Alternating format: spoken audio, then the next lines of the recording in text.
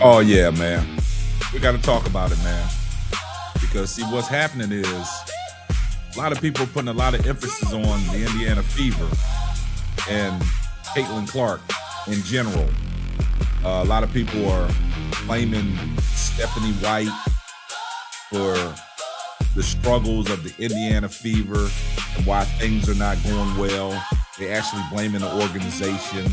They're blaming the organization on the ticket sales, and they're not holding Caitlin Clark accountable.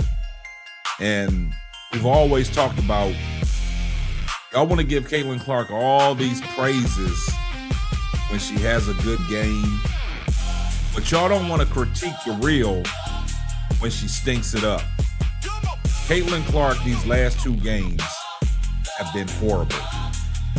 And I'm here to tell you, we got to give criticism where criticism belongs.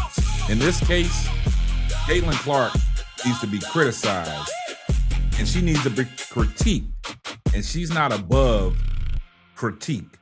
Because in the game of basketball, you're going to have your good days and you're going to have your bad days.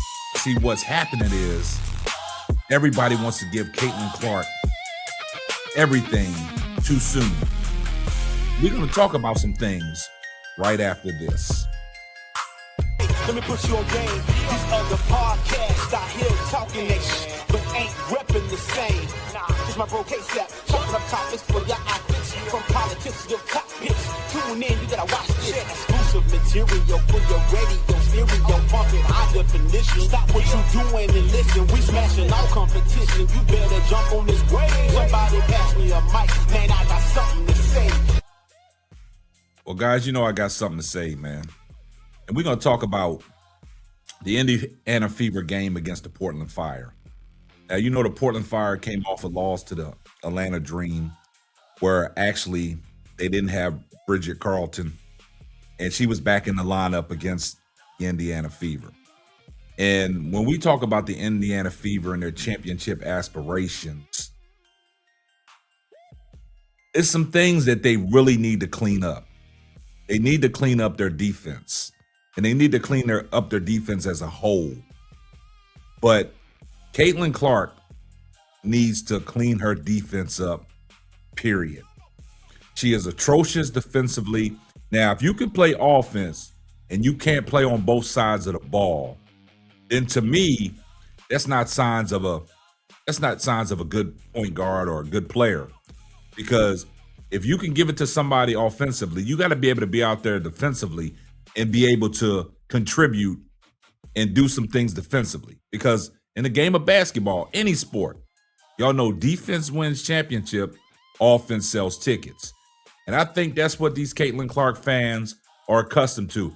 They're accustomed to offense for the excitement.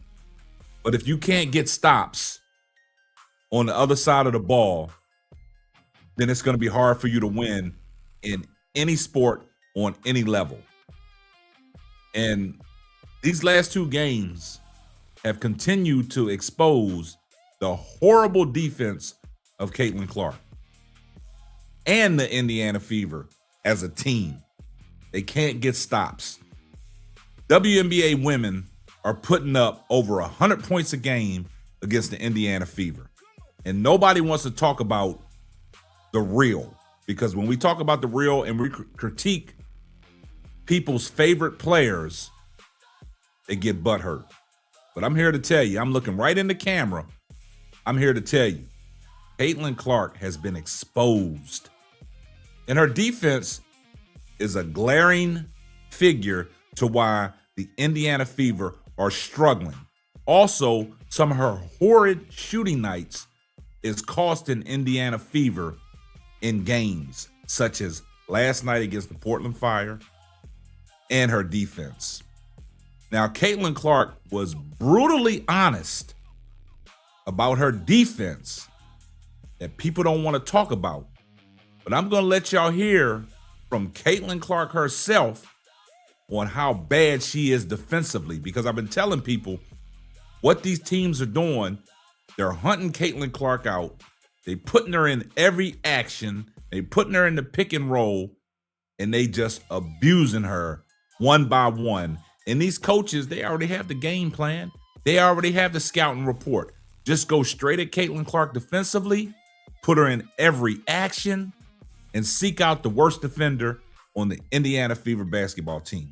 So let's hear what Caitlin Clark said after the horrid shooting night and the terrible defense, where she gets brutally honest and lets everybody know that she's downright bad. Let's take a listen to what Caitlin Clark had to say. Quicker on our rotations, which I think will be we'll have to be better at the next game. Yeah. Do you guys feel like any of the officiating rule changes are impacting how you're able to play as a team defensively? Officiating wasn't our problem tonight. Caitlin, you obviously had 5 fouls in that your second half. How does that affect? Yeah, I mean, it's hard when you foul, and I just need to do a better job of being straight up, keep the defender in front of me, and also like if they're gonna hunt ISOs, just move my feet a little bit better. And yeah, definitely some tough ones, but that's just basketball. It's just a game. Learn from it, watch the film, and come back next game and be ready to go. 37 points from Portland in the third quarter. Just what broke down for you guys defensively there? Nothing. I think they did a great job just hunting the sprays. They got a few open threes. Yeah, I think that's pretty much it. It was just some of those rotations. Yeah, rotations were a little bit slow. Yeah. And everything in every coverage that we really tried, and when we switched, they did a great job exploiting it. They played with great energy. So you got to give Portland credit. I thought they were really good. They were aggressive. Obviously, they shot the ball well, almost 40% from three, 50% from the field. It's a recipe for success, and we just got to be a little bit more disruptive in everything that we're doing. Yeah. You heard exactly what Caitlin Clark said, and she was brutally honest. And I'm going to give her credit for saying that the officiating had nothing to do with the loss that they took to the Portland Fire, 100-84. And she was honest about a few things. She said she got to be better defensively. She got to slide her feet. They putting her in every action. And then you got to understand what Aaliyah Boston said as well. They're hunting. What are they doing? They're hunting their worst defender, and that's Caitlin Clark. And last night, she was in foul trouble. And she stated that she got to be better. She got to be better. She got to be straight up. She can't keep letting her guy get past her. And she was, absolutely honest about that. And it seems like she held herself accountable because she knows she got to go back and watch film. She got to be better defensively. But as bad as she is defensively, let's talk about her offense that everybody keeps walking at and saying that, she is on an MVP tear this year. These last 2 games, Caitlin Clark has been abysmal. And let's take a look at last night's stat sheet. We got to look at the Indiana Fever. They took a L, 100-84. But let's look at what happened. Monique Billings, 8 minutes, 0 points. She didn't help Indiana out at all. Aaliyah Boston, 26 minutes, 18.7-13 from the field, 4-4 from free throw line, 7 rebounds, 2 assists, 3 turnovers. Let's look at Kelsey Mitchell, 33 minutes, 17 points, 4-9, 1-2 from three-point line, 8 of 9 from the free throw line. And she's still getting to the free throw line and being efficient at the free throw line. She only had 1 rebound, 4 assists, 2 turnovers. Lexi Hall didn't give them nothing. 0 points in 16 minutes. Caitlin Clark, 22 minutes, because she was in foul trouble majority of the game because, like she stated, she got to move her feet. She only had 6 points, 1 of 7 from the field, 0-2 from three-point range, 4 of 5 from the free throw line. She did have 2 rebounds, 6 assists, and what impressed me about her last night, she didn't turn the ball over. She only had 1 turnover. So kudos to her for getting them turnovers down. But this is the girl that y'all said is the best point guard in the WNBA. And this is the girl that y'all said that should be given everything this soon. You got to prove to me that you're worthy of it. And Caitlin Clark hasn't proved to me that she warrants all the merit that people give her. She was downright atrocious last night. And then off the bench, Malisha Allen-Hines, 7 points. Michaela Timpson, 11.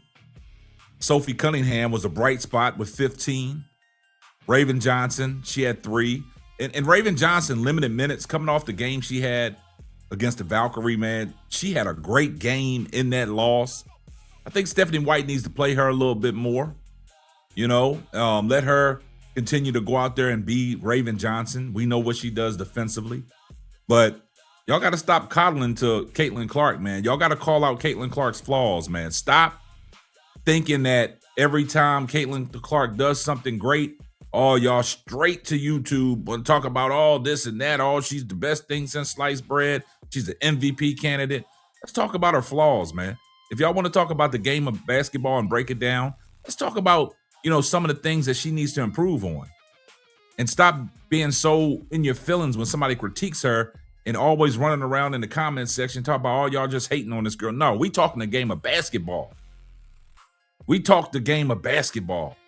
And we're letting you know things that need to be worked out. And she was brutally honest, but y'all probably sweep that under the rug. But you heard it from the horse's mouth that she is bad defensively. She needs to move her feet. They haunting her out on every possession. And that needs to be talked about.